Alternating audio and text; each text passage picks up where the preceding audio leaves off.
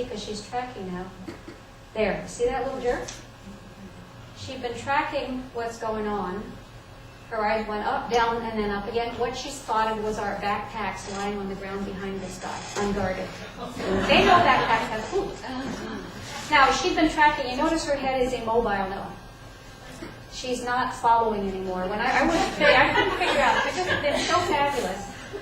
And at this point, I was behind the camera. I was, you're watching the filming rather what's going on, but it wasn't there anymore. This wonderful interaction that had been going on for 15 minutes was gone.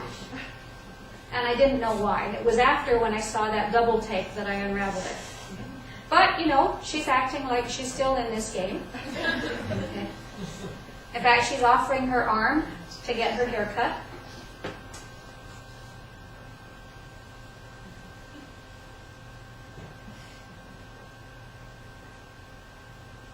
So she looks like she's still engaged in the interaction. But you notice she just moved. Because the guy used to be between her and the food. But if she just moves a little bit, she can get past him. So she did one move, she's going to do one more.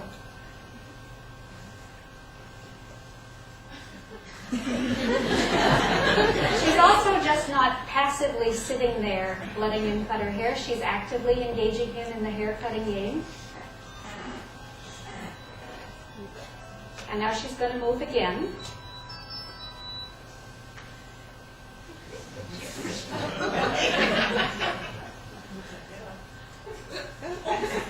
And there she goes. Now you don't have to.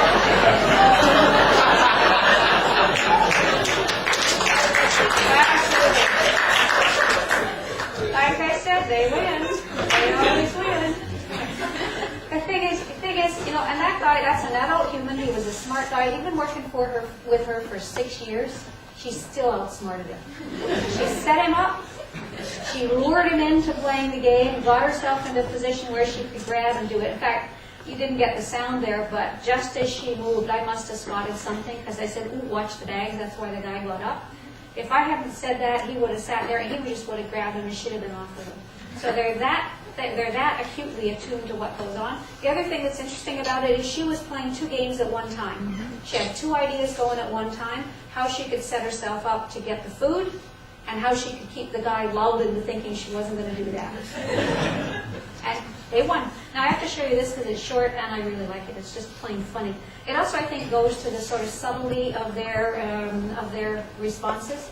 This is word termiting again. And in fact, this is the orangutan that showed Siti the banging of one termite nest on another, the one that doesn't work. And he's sitting with a friend of his, this is Tono here, and we're going to flip to the other side, so they're just eating termites right now. So now Tono has his own termite nest, and remember, he's a termite nest banger. And it looks like he can't get that one apart. So he's looking for a place to bang.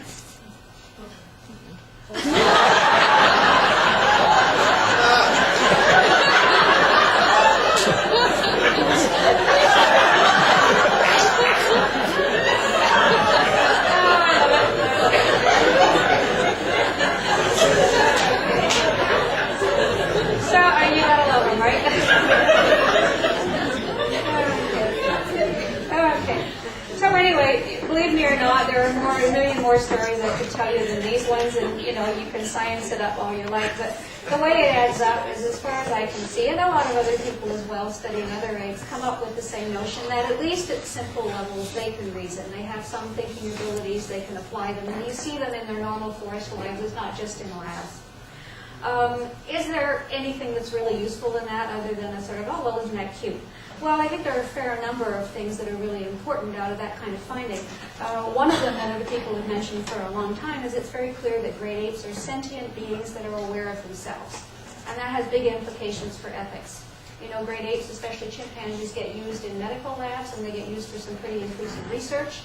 And the question is, if they are that aware of what's going on around them, then perhaps we shouldn't be doing that to them. And in fact, there are quite a number of countries now that have banned medical research or experimentation, intrusive experimentation on great apes. So It's partly because of the intelligence that we're coming to realize we shouldn't be treating them the way we have. Also, in being self-aware is in some places in the United States a criterion that entitles you to protection under the law. If self-awareness is what gets you protection under the law, Red Apes should have it because they demonstrate at least primitive levels of self-awareness. The other thing that happens is that it means that reason doesn't set humans apart from other animals, all other animals, maybe some, but certainly not Red Apes.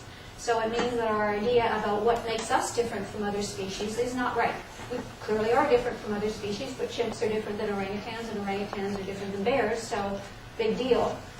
The question with us is not that we are somehow the same as everybody else. We are different, but we're not different in the same way that we thought, and things that we used to think were uniquely human don't appear to be now that we know more about these other species.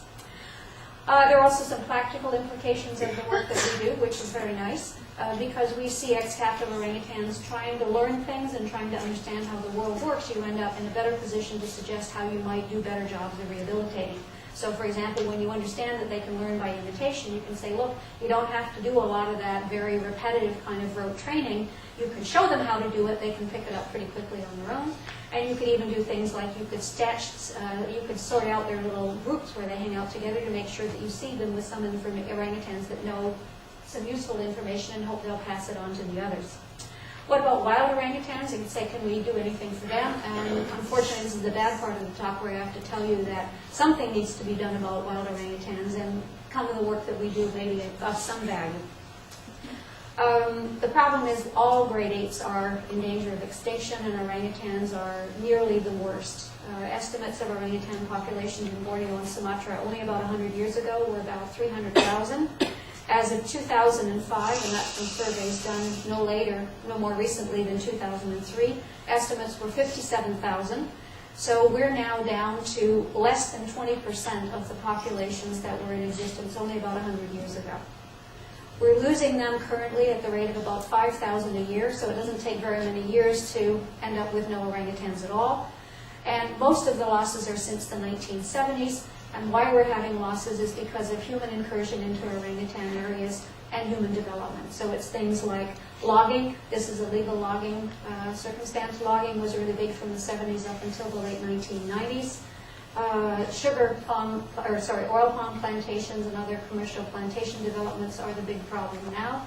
And what they result in is large areas of forest that are denuded and then burned very easily in the dry season. Not only are these big developments a problem, but the big developments don't necessarily and don't often respect the laws. So they need some enforcement to see that things are done properly, and enforcement is very weak in most of these areas. What this one shows you on the bottom left is a sign that says this is Sungai Line Protected Forest, but it's right in the middle of somebody's garden, or somebody built their garden right in the protected forest and nobody has done a thing about it. So not only are there problems with large commercial developments coming in and destroying the habitat, there are also problems in that no one respects the protected areas that are there. This just shows you what the situation is like for orangutans. You can see three graded colors. The top one is what orangutan habitat was like in 1989, so that's the kind of large light brown areas.